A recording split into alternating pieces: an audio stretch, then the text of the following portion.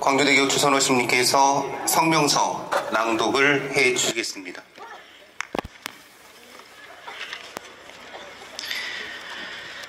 나라가 혼돈에 빠져들고 있다. 언론이 쉬쉬하고 있지만 모든 경제 지표가 곤두박질 치는 중이다. 나라 살림 거덜나고 있는데 대통령이라는 자는 그저 굳건한 한미일 안보 동맹 10글자를 되뇌며 사방팔방 헤매고 다닌다. 그에게 천하의 중심은, 천하의 전부는 일본과 미국뿐이다.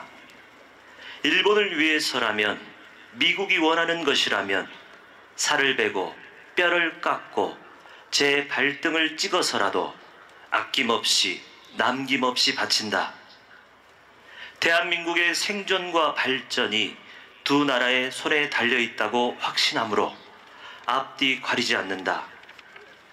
어째서 느닷없이 대만을 두둔해서 중국의 뒤통수를 치고 보란듯이 수십만 발 포탄을 보내서 러시아의 따귀를 때리는지, 그렇게 해서 벌어지는 결과가 무엇인지 그는 설명하지 않는다.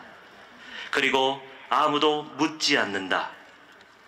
그리하여 멀쩡하던 나라는 조용히 허물어지고 있다. 배 주고 배 속 빌어먹는다. 북한이 핵무기를 가졌으니 우리도 핵무장을 해야겠다며 미국으로 건너갔다. 때마침 한미동맹 70주년이라는 구실이 마련되어 있었다. 그 대가가 얼마든 상관하지 않았다. 이미 1천억 달러, 자그만치 133조 투자를 계약해둔 터였으니 청나라 건륭제의 칠순을 축하하기 위해 연경으로 향하던 시절에 짐바리와는 차원이 달랐다. 이에 백악관과 의회는 미소와 박수로 보답했다. 하지만 뚜껑을 열고 보니 빈수레였다. 미국의 심술 때문에 다 망하게 된 반도체, 배터리, 전기차 문제는 입도 뻥끗 못하고 받아온 투자 규모는 고작 59억 달러, 8조에 그쳤다. 배 주고 배 속 빌어먹는 한국 정부의 미련함이 안타까웠는지 미국 기자가 물었다. 중국 반도체 제조 확장에 반대하는 미국의 원칙 때문에 중국에 크게 의존하고 있는 한국이 피해를 입고 있다. 주요 동맹국에게 해를 입히는 것은 아닌가? 하지만 이 나라 대통령은 아무려면 어떠냐, 실질적 핵 공유라는 성과를 거두었으니 하며 의기양양했다. 떡줄 사람은 생각도 안 하고 있는데 김치 국물부터 마시는 걸 보고 백악관 고위 당국자가 나서서 선을 그었다. 핵 공유가 아니다. 툭하면 없는 말 지어내고 거짓을 늘어놓는 대통령실은 한미 간 인식 차이는 없다고 말을 얼버무렸다. 어느 쪽이 가짜 뉴스인가? 핵우산은 몰라도 핵 공유라는 주기도 하고 받기도 할 수 있는 물건이 세상에 존재한다고 믿는 그 자체가 허무맹랑하다. 차라리 남편이나 아내를 함께 갖자고 하는 편이 나을런지 모르겠다. 오죽했으면 우리 등불이 꺼져가니 기름을 좀 나누어다오 하는 처녀들은 미련하다 했겠는가. 너희가 쓸 것은 다 너희가 장만하라고 했던 처녀들이 슬기로웠다 했겠는가. 일각에서는 그래서 우리가 핵무기를 개발하자고 하지 않았던가 할 것이다. 미안하지만 그만한 호기도 부릴 수 없게 됐다.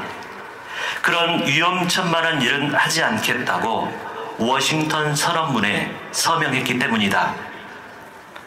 한국 경제의 핵심 유망 분야를 포기하면서까지 큰 주목을 빌리려고 했으나 손에 쥔 것은 더욱 강화된 상호 방위관계라는 한 줄이었다.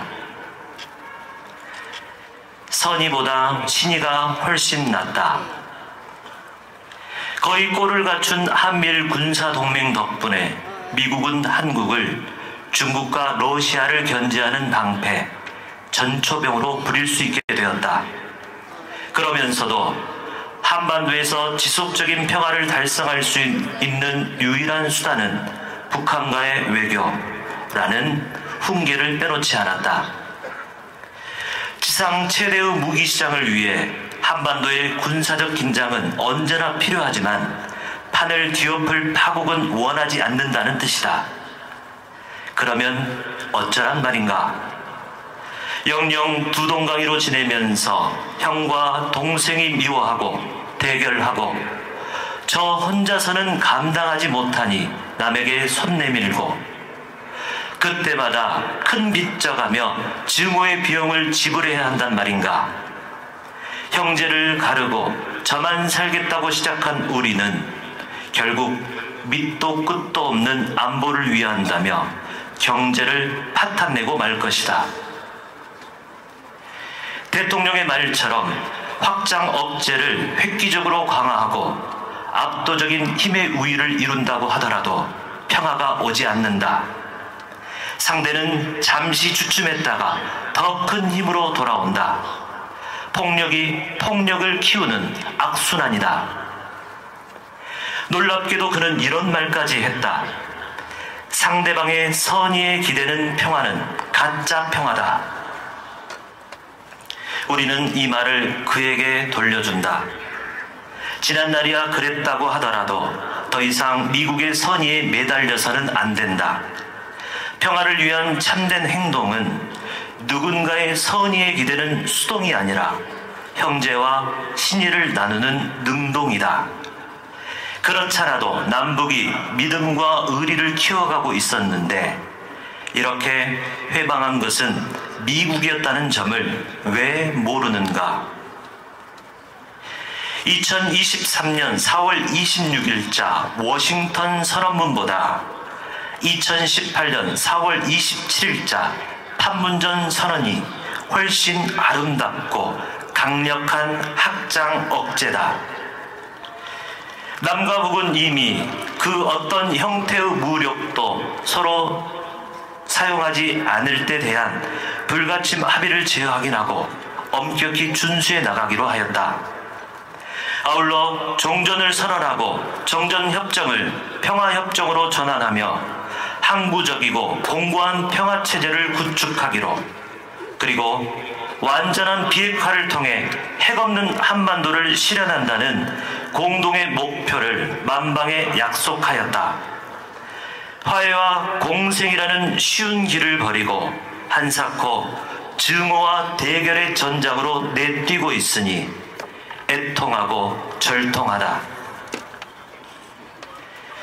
폭력 대 생명력. 자기들끼리 호의호식하는 걸 좋아하는 자들은 그들의 나라를 고집하고 모두 함께 고루 살자는 민중은 우리 모두의 나라를 동경한다. 하나는 폭력으로 유지되는 나라, 다른 하나는 생명력을 발휘하는 나라다.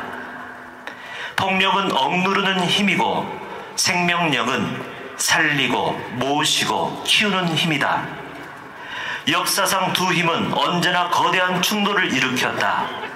승리는 대개 폭력의 차지였으나 구원은 언제나 생명력의 몫이었다. 올해 43주년을 맞이하는 5.18은 국가기구의 폭력과 시민들의 생명력이 대립하고 충돌한 사건이었다. 군인들은 광주를 죽였지만 시민들은 군대를 구원하였다. 그들의 나라일 때 우리는 쇠했고 우리 모두의 나라일 때 우리는 흥했다. 저울로 세상 주인이 되려는 자들이 권력을 잡으면 나라는 병들고 전쟁이 온다. 너도 나도 주인 되고 서로를 세워주려는 사람들이 권력을 잡아야 평화가 온다. 힘센 이가 힘없는 이를 누르고 짓밟는 그런 나라가 아니라, 경쟁에서 승리하는 사람만 살아남는 나라가 아니라 강자가 약자를 보호하고 지켜주는 나라, 자기 안위만 찾는 지도자가 아니라 지혜롭고 착한 사람이 다스리는 떳떳한 나라가 일어선다. 그러므로 이대로 주저앉지도 물러서지도 말자. 연대를 촉구하는 영원한 부름.